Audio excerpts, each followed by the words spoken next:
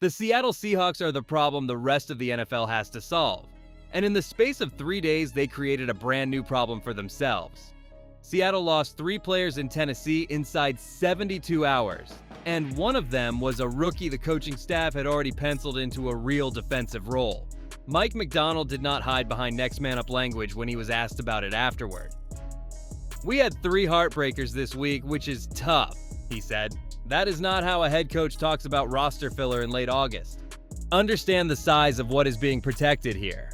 Seattle went 14-3, took the top seed in the NFC, and beat New England 29-13 in Super Bowl 60, behind a defense that finished first in scoring for the first time since 2015. Jackson Smith-Njigba led the entire league with 1,793 receiving yards and won Offensive Player of the Year.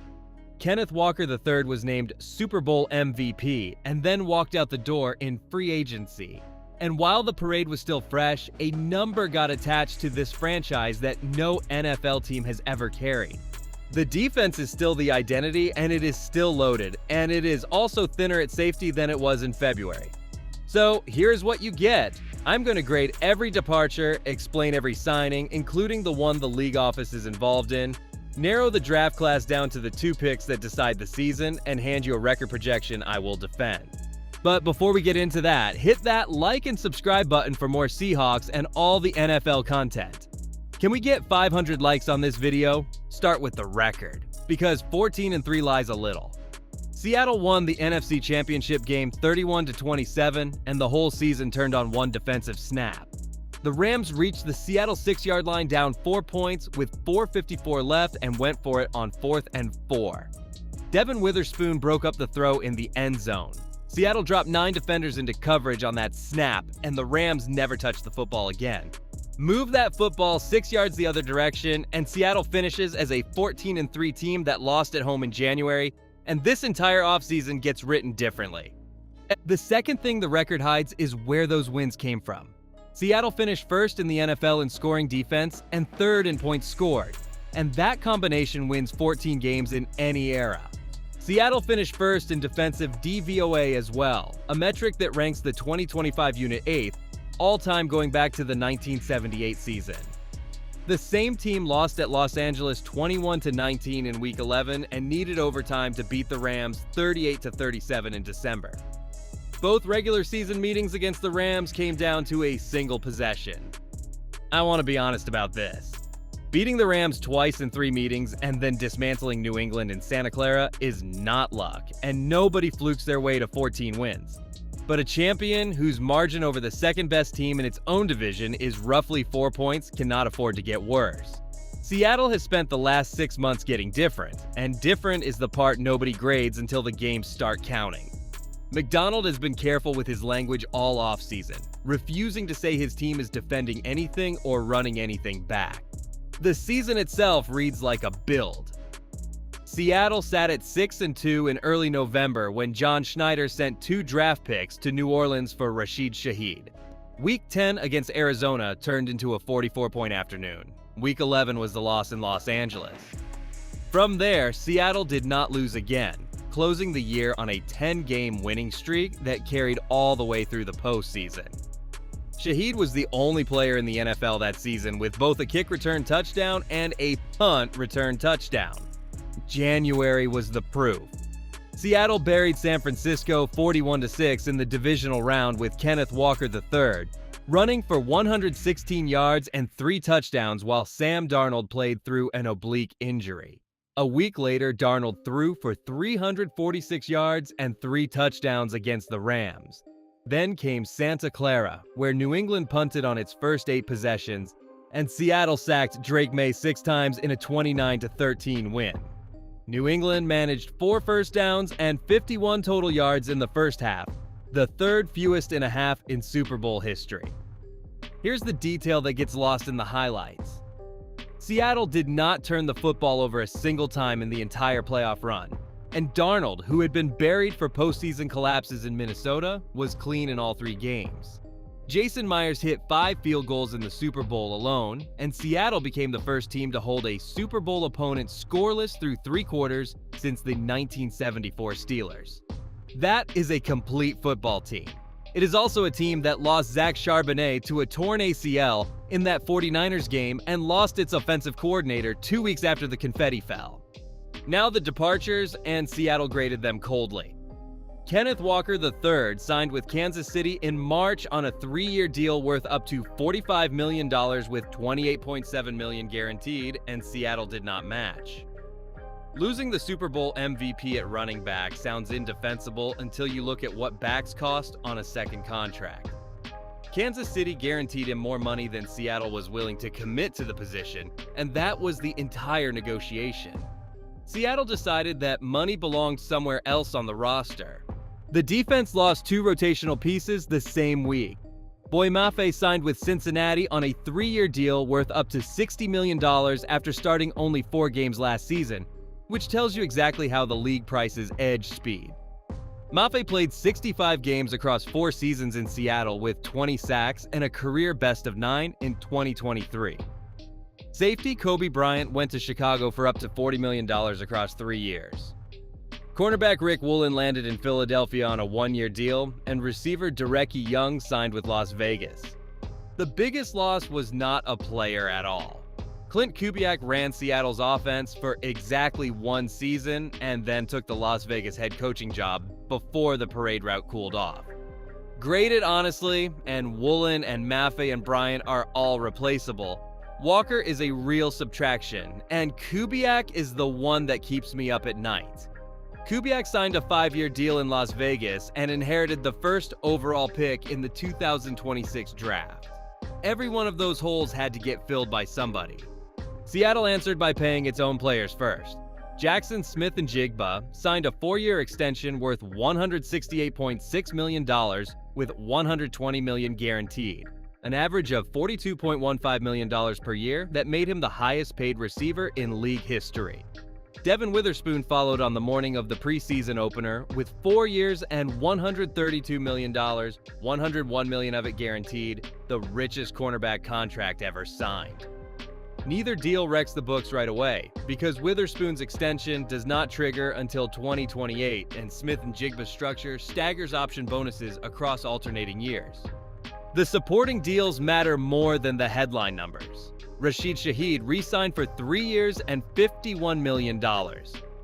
Edge rusher Derek Hall got 4 years and $42.5 million. Cornerback Josh Jobe, who started 15 games and broke up 12 passes last season, came back on 3 years and $24 million.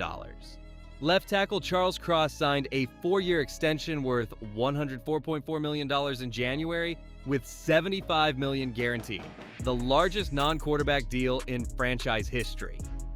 Cross was the 9th overall pick in 2022 and is now locked in through 2030. Then came the additions from outside, and this is where it gets complicated. San Francisco tight ends coach Brian Fleury takes over the offense.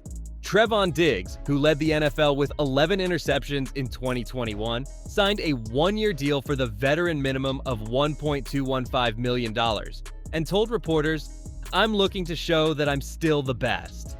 And Seattle has an agreement with a former first-round cornerback who has not signed, has not practiced, and has not been allowed to.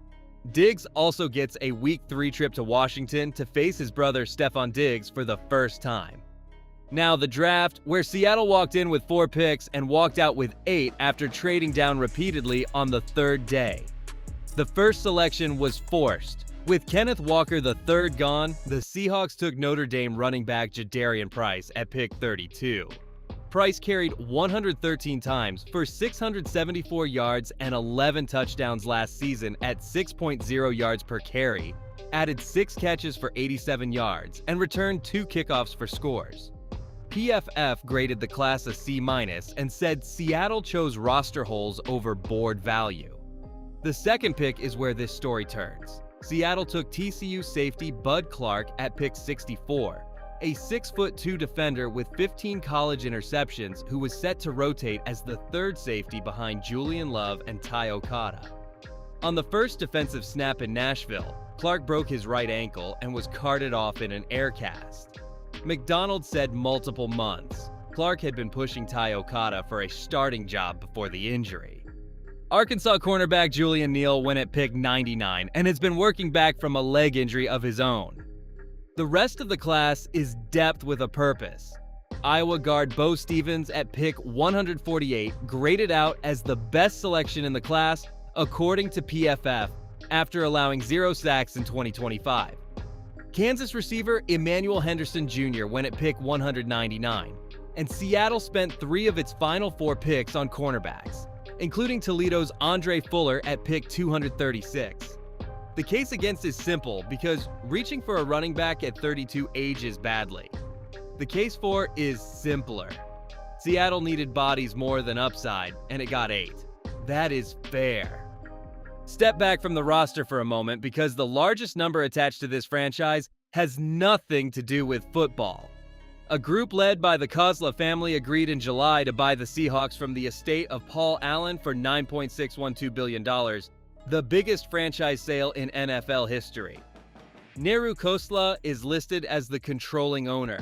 Front Office Sports reported the League Finance and Ownership Policy Committees voted unanimously to recommend approval, and the full ownership vote needs 24 of 32 owners to say yes. Paul Allen bought this team in 1997, and his will required a sale after his death. The unsigned cornerback is the other unusual line on the ledger. Seattle agreed to terms with Terrion Arnold, the 24th overall pick in 2024. Who was released by Detroit in June after being charged with 8 felonies in Florida. Arnold has denied involvement, and the case remains unresolved. NFL Network reported he goes on the commissioner's exempt list the moment he signs, meaning no practices and no games. Players on that list still get paid and do not count against the 53-man roster. John Schneider said Arnold has a lot of things legally he's got to work through. Underneath all of that noise sits the reason Seattle is still dangerous. Smith-Njigba turns 25 in September. Witherspoon is 25. Charles Cross is signed through 2030. Sam Darnold is 29 and coming off the best season of his career. Tight end Elijah Arroyo, safety Nick Emenwari, and receiver Torrey Horton all enter year 2 with real roles waiting for them. Add the 8 rookies Seattle drafted in April, and this roster gets younger without getting thinner. That is a young core, and it is already under contract. Here is the hierarchy as I see it. Seattle still has the best roster in the NFC West, the Rams are the closest challenger, and got more aggressive this offseason. San Francisco is dangerous whenever it is healthy, and Arizona sits a step behind all of them. Seattle plays 10 games against teams that reached the 2025 postseason, 2 apiece against the Rams and the 49ers, and 6 primetime games. This schedule does not offer a soft landing anywhere. Seattle already dropped its preseason opener to Dallas 17-7 and closes the exhibition slate at Kansas City before cutting to 53 players on August 30th. So stack the conditions. If Brian Fleury holds the offense near where Kubiak left it, if Jadarian Price handles a real workload, if Nick Emenwari returns for the opener, and if the secondary absorbs losing Bud Clark, Seattle wins this division again. The biggest variable is the play caller and not the roster. Seattle is on its 3rd offensive coordinator in 3 seasons, and coordinator turnover is the most common way a champion slips. Seattle interviewed 4 internal candidates before hiring Fleury from outside the building. Here is the part I want you to argue with. Seattle finishes 12-5, wins the NFC West, and still loses the season series to the Rams 2-0. This is the best roster in the conference, and it is also carrying more August injuries than it carried all of last season.